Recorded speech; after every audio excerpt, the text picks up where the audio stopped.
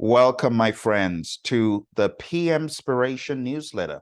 It's really project management inspiration, PM-SPIRATION, get it? It's a newsletter to help you, a business professional, a project manager, a team member, a VP, a director, a manager, a program manager, portfolio manager, C-level executives, whoever you are. This is designed to help you be the best version of yourself as a leader in the world of project management, as someone who is looking to inspire their project teams to success. So even if you're not project manager by title, you will find value in this newsletter. Each month, I will be sharing with you inspiring stories from successful project managers, tips on how to improve your project management game, how to improve and amp up your leadership skills, and I will also show you resources to help you get to that next level in whatever you're working on, whatever project you're working on, be it in the world of predictive, the world of agile, the world of hybrid. Here's a quick sneak peek. Inspiring stories. Each month, I will be interviewing members of the project management community and my Project Leadership Institute. I'll be sharing with you leadership tips. I'll be sharing with you certification resources and giving you the latest and greatest in the world of project management, agile, and more. So join me on this journey by clicking on the link below to subscribe, and you will receive our newsletter, PM-SPIRATION. This month, I'll be talking about project management inspiration from the angle of leadership, from the angle of focusing on achieving your goals, whatever that might be. I will also be giving you insights on how to dampen out the noise around you by focusing on the most critical things. Let's jump into this piece right away. As a project manager, business professional, you probably have various goals, various tasks, objectives being thrown at you. But how do you organize them? How do you ensure that you are focused on the right thing at the right time? I want to introduce you to a concept that you might have already heard about. It's called Kanban. And you might have heard about it, but are you using it? Are you working on a team or with a team that needs a little bit of order and structure? Let's be honest, everyone needs some amount of structure and order. But the way you do that, it depends on how much you know. And some folks are not thinking about Kanban the way I'm going to show you Kanban day to day. This could be scaled to the team level or to the individual level. So to organize yourself, your goals, your tasks, your objectives, I want to implore you to look into Kanban. It's very simple. It's a very simple system, and I'm going straight to the whiteboard to show you how this works. So let's jump straight in. The way Kanban works is you have a board that's broken into 3 columns, and the columns are simply to do, doing, and done at a high level. This is what my buddy Roy and I call personal Kanban, because it's very scaled down. You could scale this up into many more lanes, but I like keeping it simple. If you have a number of things to do in the to-do column, these could be Post-it notes, note cards, but whatever the case, make sure they stay up on the board.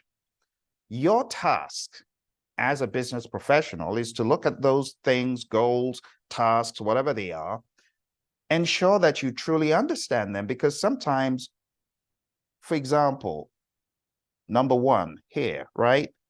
Perhaps number 1 needs to be broken down into A, B, C, and D in order to execute them with finesse properly. So the concept of decomposition does not go away when you're using Kanban. In fact, it accentuates it, because you need to be honest and ask yourself, is that really workable as a task? Or is that really more like an epic? In other words, epic size in terms of proportion. You need to be honest with yourself. But when you have broken down everything, Your next goal is to prioritize, actually number them 1, 2, 3, 4, 5, 6, 7, 8, as in my example. When you have prioritized these things, you could go a step further. You could assign a team member or some other resource to it. You could make that mark on the Post-it note, resource 1 or resource 3 or resource X or team member A or team member B. Whatever configuration works for you, make sure that your Post-it note has enough information for you to run with it or for other people to run with it. To keep it simple, I am not showing you the other bells and whistles that you have in tools like Jira or Trello or ClickUp or Asana or Wrike. I'm just keeping it as simple as possible. Plain old whiteboard. When you come into work every day, if you prioritize your daily tasks like this, you will find it easy to keep track of what you are doing. Let's say I move this into the doing section. I know that resource X is assigned to this with me. We're working on this together. I know that resource 1 is working on this. So I move the tasks into the doing column, but I don't get carried away by doing too much. We call this limiting your WIP. So your WIP, your work in progress limit, your WIP limit could be, for example, 2. Not more than 2 things happening at any point in time, 1 given to someone, 1 I'm working on. You could even be more aggressive if you are like me that finds that difficult sometimes. You could make your work in progress limit 1 and hone in on that one thing for that duration. Do nothing else but that thing. And when you are done, you move the Post-it to done, touchdown, goal, whatever you want to call it. It's an achievement. Celebrate the achievement and then move back, reanalyze and reprioritize as the day has proceeded, and then take the next thing, get it done, the next thing and get it done. And that's why in the world of Kanban, we often say, stop starting, start finishing.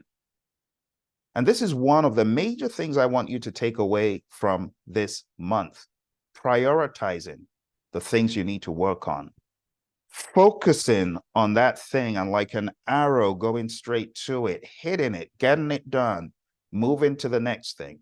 Because a lot of us have many things we want to do, so many things that we want to achieve in life, so many things we want to achieve in the day. But the question is, are you achieving any of them? Or are you at the end of the day saying, oh my goodness, another day, no dollar, nothing done. I guess I'll wake up tomorrow and try again. No, don't rely on dumb luck. You got to be intentional. I used Kanban back in 2012 to write 12 books. I had this on my radar for things I needed to do, but they didn't get done until my buddy Roy, a couple of years later, began showing me Kanban. And I embraced Kanban and I'm running with it. And I want to encourage you to do the same. So the rest of this month in the newsletter, I talk about leadership. I also talk about project management. And for those of you getting ready for the PMP exam, I have a section for you in the newsletter to remind you of all the numerous free resources that I have out there to help you get certified. Thank you for joining me on PM-SPIRATION this month. Next month, I'll be back with more from the world of project management and the PMP exam. And before I go, let me remind you, if you have not already done so, watch my video on the new security clauses on the PMP exam for those of you taking it. Thank you very much, my friends. All the very best. I'll see you in the newsletter to have a further discussion. You'll also find at the bottom of the newsletter an audio version. If you're unable to read the whole thing, just dial into the audio version on our podcast. Take care and bye for now.